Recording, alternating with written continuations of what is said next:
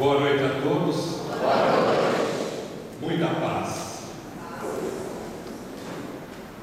Nós, humanidade terrena, avançamos em desenvolvimento científico, tecnologia, sempre procurando facilitar a comunicação. E realmente a comunicação, ela se tornou mais eficiente. Nós fazíamos fumacinha na floresta para se comunicar entre tribos, batíamos em troncos ocos para se comunicar com outros, e depois o telégrafo e o correio, o pombo-correio, né? Sempre foi aperfeiçoando o telefone, o celular, sempre no intuito da comunicação. Então, a comunicação ela se tornou mais eficiente cientificamente nos equipamentos, mas a comunicação entre os seres humanos ainda continua sendo a nossa dificuldade. Os grandes problemas que nós enfrentamos na nossa vida está relacionado à nossa comunicação com o nosso próximo. É dentro do lar, é no trabalho, é dentro da casa espírita, é na escola, é no recreio, é na hora de lazer. Nós nos comunicamos, mas isso gera problemas, mas principalmente dentro do nosso lar. Então, vamos falar primeiro da família e depois dessa comunicação dentro da família. Por que Deus nos reúne em família? Como que você está se relacionando com a sua família? O que a família representa na sua vida? Então vamos refletir sobre essas questões. O filósofo Emílio Durkheim estabelece que a família é a célula máter da sociedade. É uma escola onde que ora nos apresentamos como alunos, ora nos apresentamos como professores. É a célula máter da sociedade, do corpo social. Vamos imaginar um corpo físico que tem bilhões de células, e uma célula se torna cancerígena e começa a percorrer esse corpo espalhando metástases. Vamos imaginar essa célula máter, a família, em que um indivíduo perturbado, viciado, desequilibrado, sai para percorrer o corpo social, sai da família para a sociedade e vai espalhando perturbação, desequilíbrio, vícios. Há dois tipos de família: a família nuclear e a família não nuclear. A família nuclear é aquela formada pelo pai e a mãe, em que os filhos giram em torno do núcleo. E a família não nuclear, que cresce muito nos dias de hoje. Falta a figura do pai, ou falta a figura da mãe, ou o pai tem um segundo relacionamento, um segundo casamento, e os filhos vivem com a madrasta e os outros filhos. É uma forma de família que está crescendo muito. E há um outro tipo também de família que cresce muito hoje em dia, que é o gerado pelo casamento consensual. O que é o casamento consensual? É aquele que não tem não teve um casamento no civil e nem na igreja. Costuma-se dizer, junta os trapos. Quando junta os trapos com fé, casamento é. Esse tipo de casamento também, hoje em dia, são muitas as formas, mas não importa se é nuclear, se é não nuclear, se é consensual, todos cumprem o mesmo objetivo. Deus nos reúne no mesmo lar para que possamos aprender uns com os outros. E no planeta Terra tem 3 grupos de família. Há um grupo que é raro, são poucas famílias, em que os indivíduos desta família são todos equilibrados, serenos, educados. É raro, mas tem. Há um segundo grupo, que esse abrange a grande maioria das famílias. Os indivíduos da família, alguns são educados, serenos, equilibrados, convivendo com outros perturbados, desequilibrados, viciosos.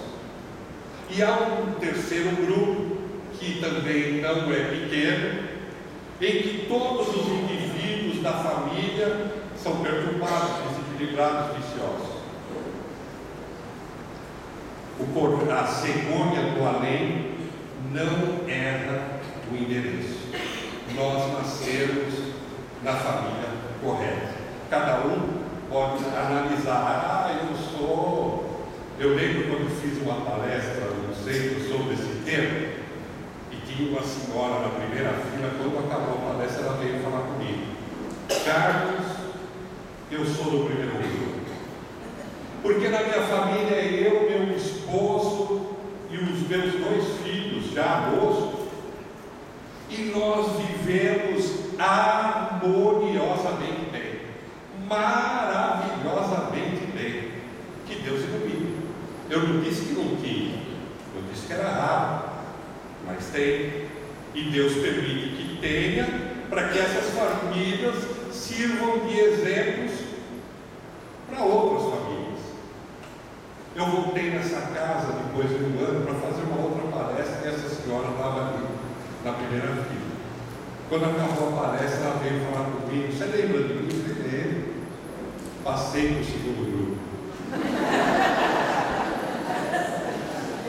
Eu, para quebrar o gelo, falei: isso não tem problema, o Corinthians também passou no segundo grupo e já voltou para o primeiro, é campeão da Libertadores. Ela não entendeu muito mesmo, não entendeu de futebol. Ela falou: Carlos, o meu filho se casou e por uma questão de necessidade financeira, a minha nora, eles vieram morar conosco, e a minha nora é perturbada, desequilibrada, viciosa. Mas Deus colocou ela na sua família para que ela possa aprender com a senhora, vendo, não aquilo que a senhora falava, mas observando, vendo como a senhora se relaciona com o seu marido, com os seus filhos, com ela. Mas acho que é eu que estou aprendendo com ela. Nós, então, temos a nossa família, que é a família ideal das nossas necessidades evolutivas. E nós vamos encontrar na nossa família tudo o que nós vamos precisar aprender para nos relacionarmos lá na sociedade. Nós vamos encontrar na nossa família aquele familiar que ele está sempre disposto a ajudar. Você pode pedir para ele que ele está sempre disposto a ajudar, mas ele fala mal da vida de todo mundo. O que eu vou aprender com ele? Eu deixo esse lado negativo dele ficar julgando os outros e vou aprender esse lado positivo dele estar sempre disposto a ajudar. Mas tem um outro familiar lá que ele não se mete na vida de ninguém. Mas vai pedir uma coisa para ele. Ele está sempre preocupado. O que eu vou aprender com ele? Esse lado discreto, e vou deixar de lado essa má vontade. Então eu vou sempre aprendendo, porque a família me oferece o material necessário para quando eu sair dali no segundo grupo social que eu for, que é a escola, aí chego lá na escola, encontro aquela professora disciplinadora. Não tem problema não. A minha mãe é assim, eu sei como lidar com ela. Aí vou no terceiro grupo social, que é o trabalho. Chego lá e encontro aquele chefe irritante. Não tem problema não. Meu irmão é assim, eu sei como lidar com ele. Então nós vamos aprendendo na nossa família, ensinando e aprendendo, porque todos nós temos qualidades, temos defeitos, mas temos qualidades, aptidões, virtudes, temos defeitos, vícios, tendências, e uns vão aprendendo com os outros na família, porque depois nós vamos sair para a sociedade e lá nós já vamos ter uma experiência do convívio, do relacionamento, porque o objetivo é nós amarmos a nossa família. Nós estamos ali treinando o amor familiar, o amor conjugal, o amor maternal, o amor filial. Todos esses tipos de amores nós estamos treinando ali, porque chegará um dia que nós vamos ter que saber do amor universal. Quando chegar esse dia, nós vamos fazer parte da sociedade cósmica. O que o Espiritismo já fala há mais de 150 anos, que há vida em outros planetas, há sociedades, nós vamos com as naves e não conseguimos ver, é até um sistema de segurança das leis de Deus, porque se a gente fosse e visse as riquezas que tem nesses outros planetas, nós invadiríamos para tirar esses tesouros, porque ainda não estamos evangelizados para esse convívio cósmico, mas nós estamos treinando dentro da nossa família, dentro do nosso lar. E é difícil, porque veja só, o espírito, com muitas existências, com muitas experiências boas e más, com uma bagagem já de outras existências, reencarna.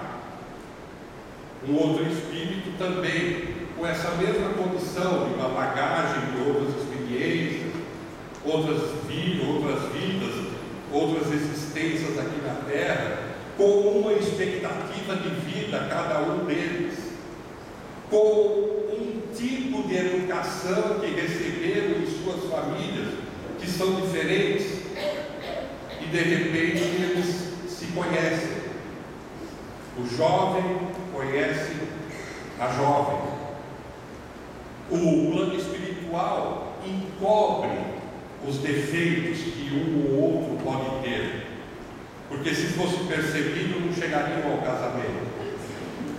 Então é como colocar um véu, e aí a moça acha que está diante do príncipe encantado. Mãe, eu amo ele. Mas você viu o jeito que ele tem, minha filha? Ah, mas eu amo ele, mãe. Ele é um príncipe encantado da minha vida. Mas você percebeu que ele pede? Mãe, depois que casar, eu mudo ele. E ele muda. Ele passa de 60 quilos para 120. Ele muda. O rapaz chega para o pai e fala: pai, ela é a mulher da minha vida. Eu amo ela. Mas você viu o gênio que ela tem? Ah, pai. Mas depois que casar, eu mudo ela. Eu amo ela, pai. Eu amo ela. E depois o que vai doer é a moeda. Mas é necessário que os dois se conheçam e se casem. E olha só, há décadas atrás, eu não sei nem precisar quanto tempo, é coisa da época da minha avó, quando a mulher chegava na idade de moça, ela começava a formar o seu enxoval. Ela comprava com antecedência o seu enxoval, nem tinha noivo ainda, mas ela ia comprando porque naquela época as lojas não eram tão fartas como hoje. A linha de crédito nem tinha cartão de crédito, não tinha shopping. Então, as possibilidades de compra, então as jovens iam comprando e formando o seu enxoval, que era uma dificuldade, porque, bom, se bem que naquela época também a moda não mudava tanto como muda hoje, né? O rapaz também ia formando o seu enxoval para quando fosse para o novo lar. Hoje em dia não. As moças deixam para comprar o seu enxoval de noiva próximo do casamento, para comprar na moda. Tem muita facilidade de compra, de lojas, de crédito. Então ela compra, forma o seu enxoval, o rapaz também forma o dele, e eles se unem em casamento e levam toda essa bagagem para a nova casa. Mas levam também uma bagagem invisível, porque levam todas as suas experiências de outras vidas que estavam ali no seu inconsciente, nos seus condicionamentos, leva as experiências dessa vida, a educação que ele recebeu nessa atual família, leva para o novo lar. E leva também uma caixa de sentimentos. O que é um sentimento? É um estoque de pensamento. O sentimento é um estoque de pensamento. Por exemplo, a mágoa é um sentimento, não é? Alguém me magoa, eu penso que a pessoa me ofendeu, e isso vai se elaborando dentro de mim, vira mágoa, e eu ponho lá na caixinha de sentimentos. É um pensamento estocado. Nós levamos isso para o nosso relacionamento. Nós levamos a bagagem de sentimentos, de emoções boas e más. Emoções, bons e maus sentimentos. Nós levamos para o nosso novo relacionamento. E para que esse casamento tenha sucesso, nós temos que incluir nessa bagagem, que não ocupa espaço, ela é invisível. Nós temos que incluir a renúncia, a tolerância, a compreensão, porque haverá momentos que eu vou ter que ir buscar lá na caixinha invisível esses sentimentos, estas emoções, essas qualidades, para que possa o relacionamento dar frutos de filhos, de aprendizado, de crescimento para toda a família. E aí entra uma dificuldade, que é a comunicação. Eu vou pedir ajuda de... Elaine, você pode me ajudar? Eu vou pedir para a Elaine me ajudar.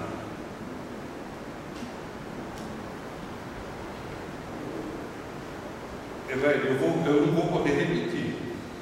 Eu só vou poder falar uma vez. Faça um círculo.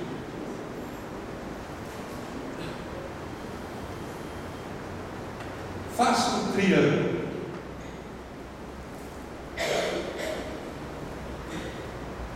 Uma reta.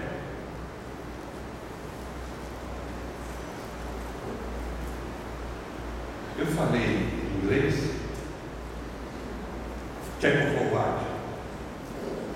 Falei português, falei. Você me entendeu bem? Não é possível. Não, eu não falei isso. Eu até trouxe aqui escrito para provar, porque eu fui claro, não fui? Eu falei com clareza, não falei? Olha o que eu falei para ele fazer.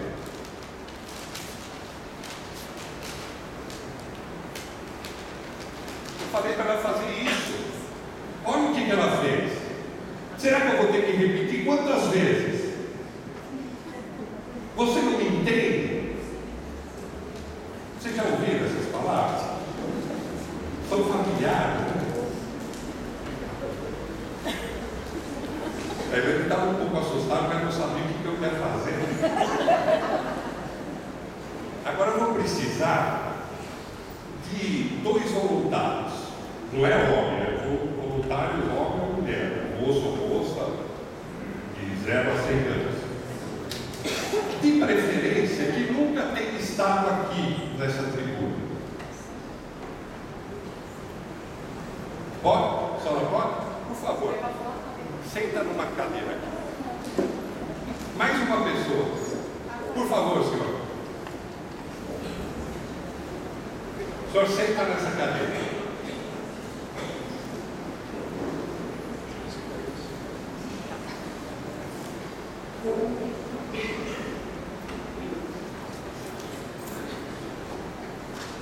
É diferente, não é? Como que é o seu nome? E o senhor? Paulo. Roberta e Paulo. Vocês estavam com uma visão, não está? Agora vocês estão com outra visão, não é? Sim.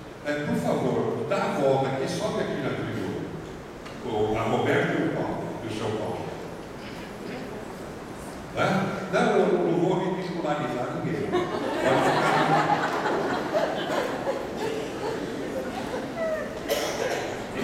Mesmo porque se eu fizer isso, eu perco os bônus horas e o mentor está puxando a orelha. O senhor já tinha, por favor, São Paulo. Roberto, né? Você já tinha estado aqui? Olha a visão que tem. É diferente, não é? O senhor conseguia perceber de lá onde o senhor estava nessa visão? Você conseguiu? Obrigado. Não, agora no seu lugar.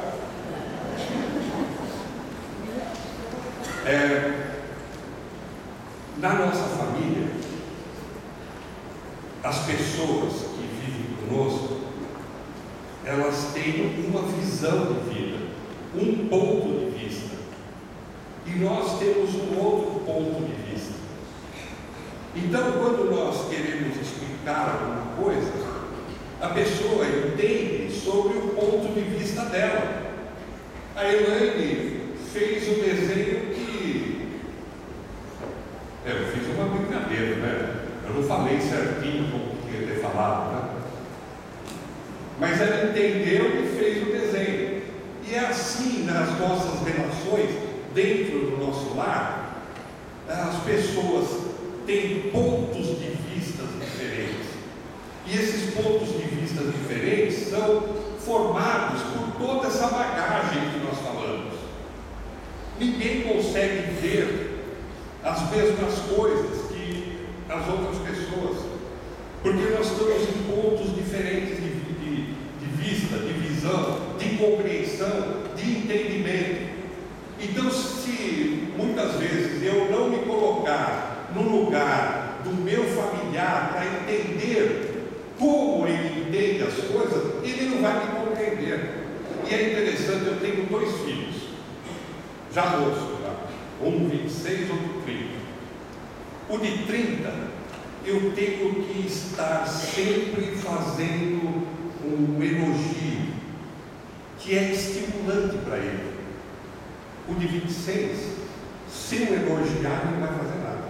Eu tenho que ficar cutucando ele. São personalidades diferentes. Os pais e mães costumam dizer: nós educamos os nossos 2 filhos iguais. Não, mas eles não são iguais, eles são espíritos eternos, com experiências totalmente diferentes e com pontos de Roberta estavam numa posição, vendo no mesmo lugar uma situação. Mudaram de posição, viram uma outra situação. Vieram aqui para cima, viram uma outra, uma terceira situação. E é assim na nossa vida. É assim, depende de como nós estamos, do ponto de vista que nós estamos. E isso gera muita intriga, desconforto dentro do lar por falta dessa compreensão. Havia não era uma raça, um povo, era um grupo de cientistas e de artistas mexicanos. Há séculos atrás, eles reuniram-se, as famílias, eles com as suas famílias, e formaram uma comunidade, os toltecas. Eles viviam ali, artistas, cientistas, com as suas famílias. E eles estabeleceram alguns princípios para uma convivência em paz e harmoniosa. E é interessante porque um dos princípios interessa muito para nós. Os toltecas, eles tinham o seguinte princípio: falar impecavelmente. Mas o que é falar impecavelmente para os toltecas? Não era um esmero gramatical, não era uma excelência na gramática, mas era a forma de carregar o verbete com uma energia positiva. Era a forma de se expressar positivamente. Falar, eles entendiam que a fala é algo muito importante na comunicação. A fala é algo fundamental na comunicação. E eles entendiam que a palavra falada, ela carrega uma energia.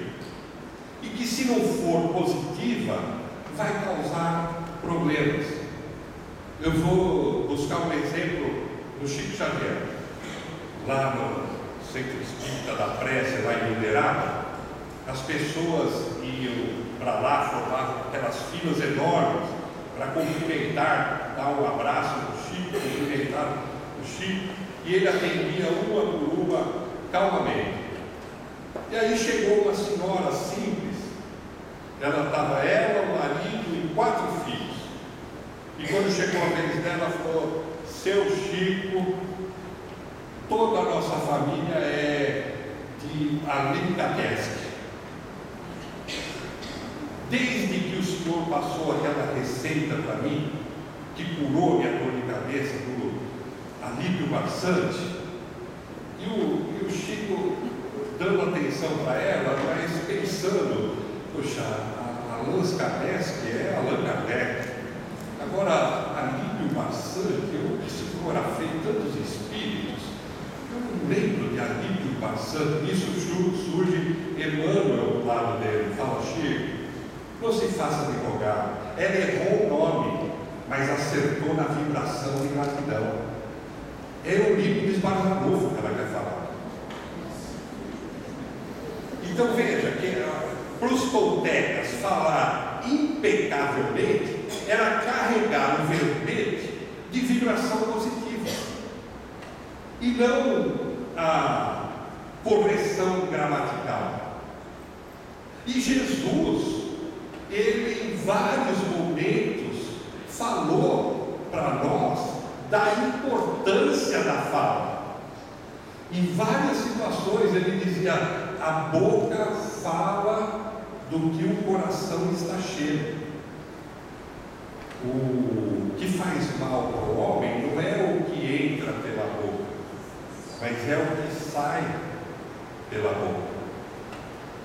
Jesus dizia: que seja o seu dizer sim, sim, não, não.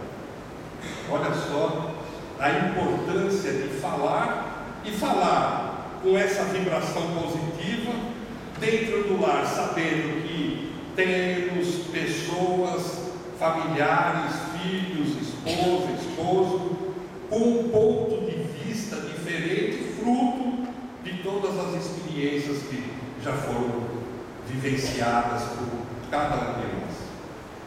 O jornalista, ele, em abril, quando os brasileiros fazem o seu imposto de renda, ele pegou aquele formulário, naquela parte em que ele declara todos os bens, e naqueles momentos ele acabou recordando, desde o começo da carreira dele, ele estava na faculdade, estudava, trabalhava já, aí acabou se formando, se casou, e sempre trabalhando 16, 18 horas por dia, buscando as melhores reportagens, o furo de reportagem, se dedicando integralmente para dar para a sua família. Ele já tinha 2 filhos, um moço e uma moça, o melhor, e realmente eles tinham o melhor. Eles tinham uma casa no Morumbi, uma chácara no interior, uma casa na praia, uma conta rechonchuda no banco. O moço e a moça, quando de férias das faculdades, e as melhores faculdades, iam para o exterior, tinham carro 0 quilômetro, a esposa, ele também.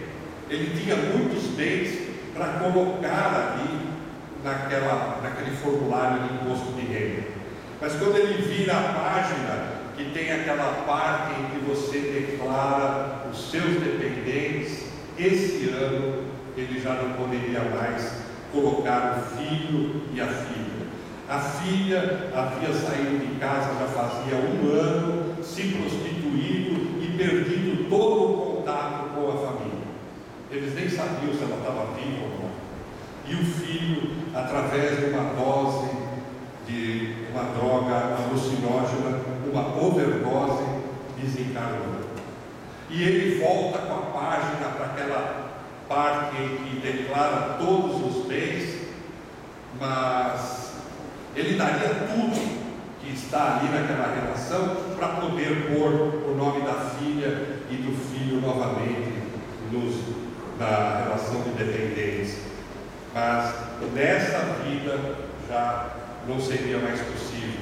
Teria outras oportunidades, terá outras oportunidades, mas nessa aqui já passou. Ele tentando dar o melhor para a sua família, para os seus filhos, o melhor materialmente, mas faltou a sua presença, a comunicação com os filhos, a sua fala, a sua expressão estava ausente. Um orador espírita, certa ocasião, foi para a tribuna espírita para falar sobre o tempo e levou um desses aquários de peixes ornamentais vazio. Levou também umas pedras bonitas, grandes, brilhantes, e começou a colocar dentro desse aquário de vidro, até a superfície. Aí ele perguntou para o público: está cheio o aquário? E uma pessoa levantou a mão e falou: está cheio. Ele se virou, atrás dele tinha uma bancada, ele pegou um saquinho daquelas pedras de construção brita e começou a derramar essas pedras que foram se acomodando entre os vazios de uma pedra grande e outra até a superfície. Aí ele voltou a perguntar para o público: agora está cheio o aquário? E uma pessoa levantou a mão e falou: não, agora está cheio. Ele se voltou, pegou um saquinho de areia e começou a derramar, e a areia começou a se acomodar nos espaços entre as pedras grandes e as pedras pequenas, até a superfície. E ele voltou a perguntar: agora está cheio o aquário? Uma pessoa falou: não, agora está cheio. Ele se voltou, pegou uma jarra com água e começou a derramar, e a areia começou a sentar e a água foi até a superfície. E ele voltou a perguntar novamente: agora está cheio o aquário? Agora está cheio, sim, agora está cheio. E o aquário representava o tempo. Ele estava falando do tempo. E é interessante, qual é a moral dessa história? Nós temos um tempo. Aqui na Terra, o dia tem 24 horas. Nosso tempo diário é 24 horas. E eu posso colocar nessas 24 horas muitas coisas. Eu posso colocar o tempo que eu durmo, eu posso colocar o tempo do meu trabalho, o tempo para me deslocar do trabalho, eu posso colocar muitas coisas do tempo que eu venho na casa espírita, mas se eu não der uma prioridade na minha vida, por exemplo, se ele tivesse colocado areia primeiro, depois a água, tivesse deixado as pedras grandes e bonitas que representam a família, por fim, elas ficariam de fora, não teria espaço no tempo. E nós, se na nossa vida nós não dermos prioridades no nosso tempo para a nossa família vai ficar de fora do nosso tempo, a exemplo desse jornalista famoso.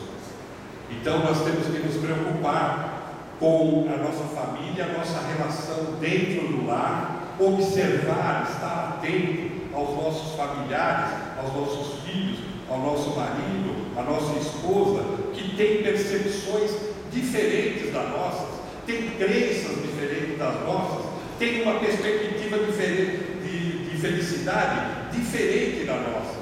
E nós temos que estar atentos a isso. Nós que já conhecemos um pouquinho do Evangelho segundo o Espiritismo, que é uma luz na estrada da nossa vida.